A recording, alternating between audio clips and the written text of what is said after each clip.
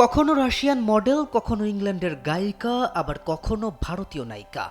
হার্দিক পান্ডিয়া যেন পাক্কা অলরাউন্ডার হিসেবেই নিজেকে প্রমাণ করছে বারবার।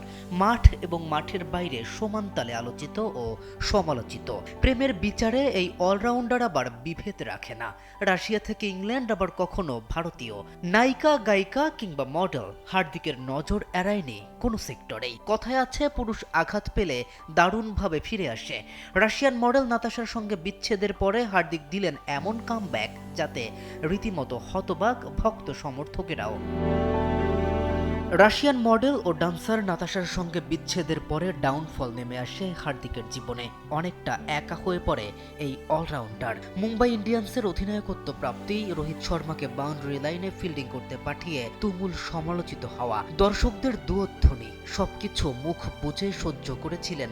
দাঁতে দাঁত চেপে সবকিছু শুধু মানিয়ে নেয়ার চেষ্টা করেছিলেন যে অধ্যায়টা হয়তো বীভৎস কালো, হয়তো কঠোর ও নির্মম। তার ঠিক পরেই ভারতের টি-20 বিশ্বকাপ জয়। পুরো আসর জুড়ে ভারতকে বিশ্বকাপ জেতাতে অনবদ্য অবদান রেখেছিল এই অলরাউন্ডার। একা হয়ে পড়া মানুষটা তখন মুহূর্তেই কোটি ভক্তের নয়নমণি। সবাই যখন প্রিয়জনদের সাথে আলিঙ্গনে মাতোয়ারা, তখন একা বসেই অঝরে কেঁদেছিলেন এই পেস বোলিং অলরাউন্ডার। সবাই বলেছিল, কামব্যাক এভাবেই দিতে হয়, প্রেমিকার চেয়ে বিশ্বকাপ উত্তম।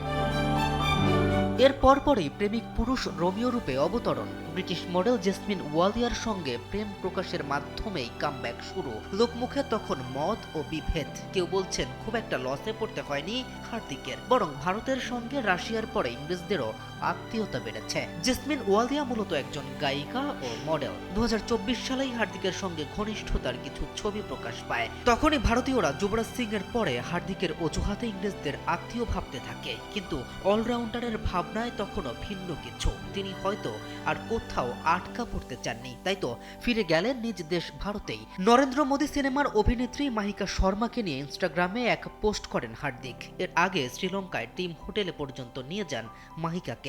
এসব ঘটনা যখন তুমুল আলোচনার সমালোচনার জন্ম দিচ্ছে চারিদিকে, সমর্থকদের একাংশ মনে করছেন হার্দিক থামবেন শতক হাঁকিয়ে তবেই। K M Rafin, news 24।